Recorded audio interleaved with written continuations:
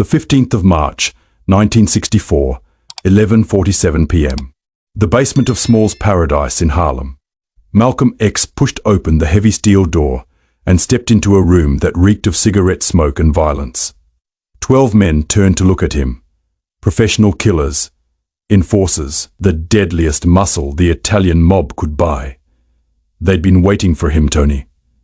The blade Marconi sat at the head of a poker table, shuffling cards with hands that had strangled 17 men. Vincent Icepick Romano leaned against the wall, cleaning his fingernails with the weapon that gave him his nickname. Big Jim Sullivan cracked his knuckles. Knuckles that had crushed skulls from Boston to Miami. The contract was simple. $50,000 to whoever could kill Malcolm X, dead or alive, but preferably dead, and preferably painful. Malcolm walked to the center of the room. 12 killers surrounded him. No bodyguards, no weapons, no backup, just Malcolm X and his reputation. "Gentlemen," Malcolm said quietly, his voice cutting through the tension like a blade. "I understand you've all been hired to kill me." Tony looked up from his cards. "That is right. Preacher man, nothing personal, just business." Malcolm smiled, that cold, calculating smile that had made police commissioners nervous and FBI directors lose sleep. "I appreciate honesty," Malcolm said. "So let me be honest with you." He reached into his jacket. Every killer in the room tensed, hands moving toward weapons. Malcolm pulled out a single photograph. "This is a picture of Vincent Romano's daughter, Maria. Cute girl, 16 years old. Goes to St. Catherine's Academy on East 68th Street. Icepick's face went white. "What did you just say?" Malcolm placed the photograph on the poker table. "She walks home every day at 3:15 p.m., takes the same route, stops at the corner store for chocolate milk and magazines." He pulled out another photograph. "This is Tony Marconi's mother, Mrs. Catherine Marconi, 73 years old, lives alone in that little house on Mulberry Street, makes the best marinara sauce in Little Italy, from what I hear." Tony's hand stopped shuffling. "You son of a..."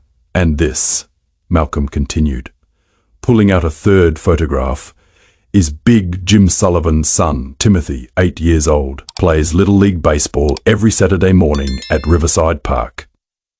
The room had gone deadly quiet. 12 professional killers stared at Malcolm X like they were seeing a ghost.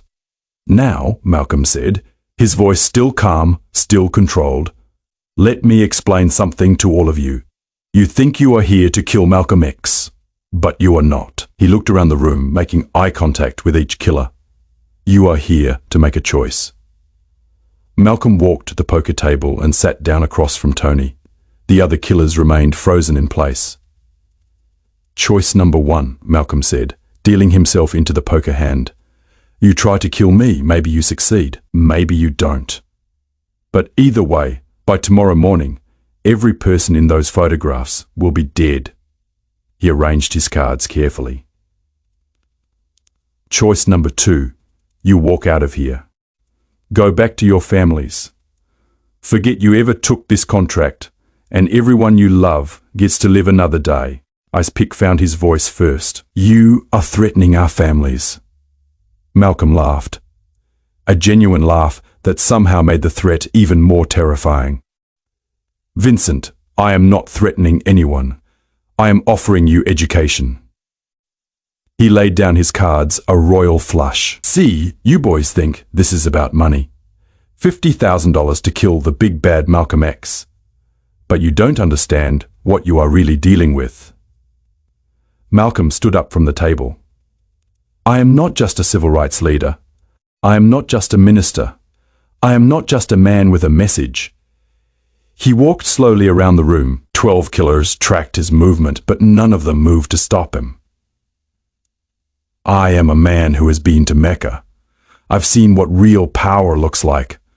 I've learned what real fear is, and I've discovered something that none of you understand." Malcolm stopped in front of the window, looking out at the Harlem streets. "The most dangerous man in the world isn't the one with the most guns. It is the one who has nothing left to lose." He turned back to face the killers. "I've lost my father.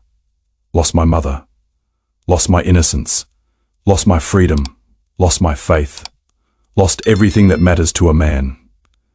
Malcolm's voice grew stronger. But in losing everything, I gained something more valuable than life itself. I gained purpose. I gained clarity. I gained the ability to do whatever needs to be done. He walked back to the poker table. So, here is what is going to happen. I am going to walk out of here. You are going to let me, and you are going to call whoever hired you and explain that the contract is cancelled. Tony tried to regain control. And if we don't, Malcolm pulled out a final item from his jacket, a small black book. Then I open this book, and I make some phone calls. He placed the book on the table. Every killer stared at it, like it was a bomb. This book contains the names, addresses, and daily routines of everyone you care about. Your wives, your children, your mothers, your brothers, your girlfriends, everyone. Malcolm flipped through a few pages. It also contains the phone numbers of people who owe me favors. Very dangerous people. People who make you look like choir boys. He closed the book. But more importantly, it contains something else. The location of bodies, evidence of crimes, photographs of murders, audio recordings of confessions. The silence in the room was absolute. You see, gentlemen, while you've been killing people for money, I've been collecting information. Every dirty deed, every covered-up murder, every corrupt cop, every bought judge. Malcolm tucked the book back into his jacket. You think killing me will solve your problems, but killing me will create problems you can't imagine. Because if something happens to me, this book goes to the FBI, the newspapers, the rival families who would love to see you all destroyed. He walked toward the door. But if nothing happens to me, this book stays exactly where it is. Your secrets stay secret. Your families stay safe. And you get to keep breathing.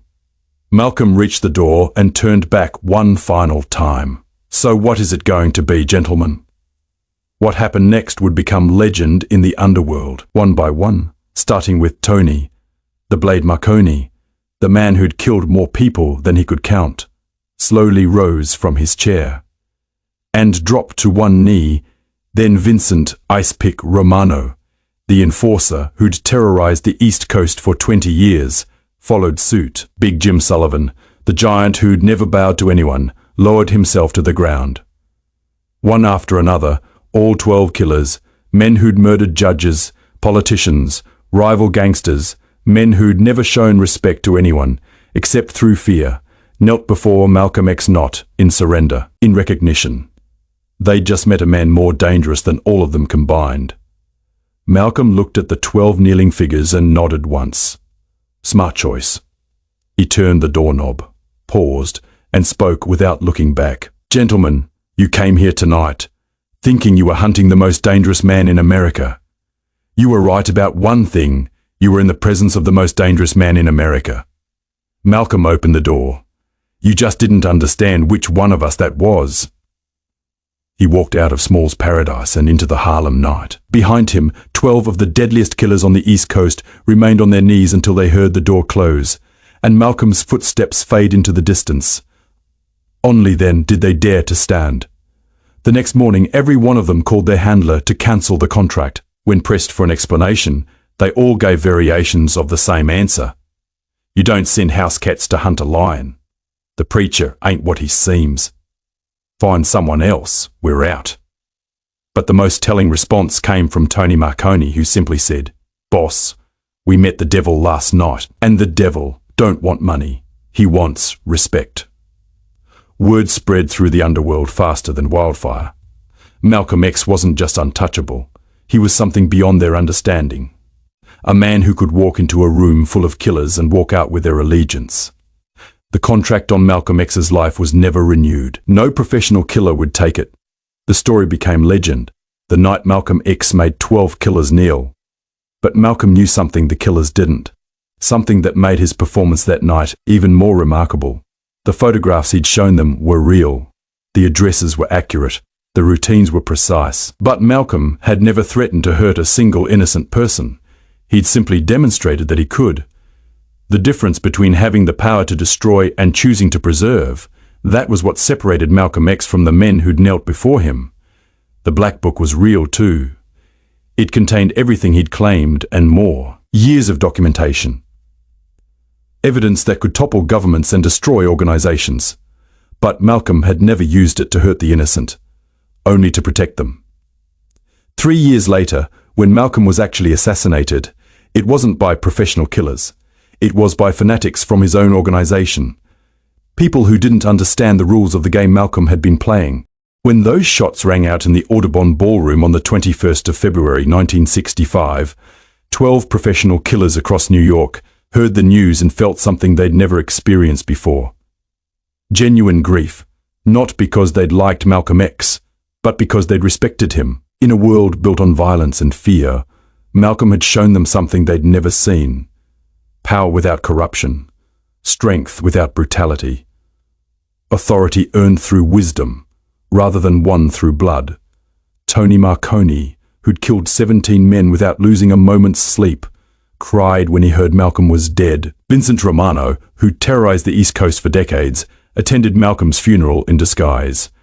Big Jim Sullivan, who'd never prayed a day in his life, lit a candle for Malcolm X in St. Patrick's Cathedral. They understood, perhaps better than anyone, what the world had lost. Years later, when federal investigators finally caught up with Tony Marconi, his last words before sentencing were, "I killed a lot of men in my time.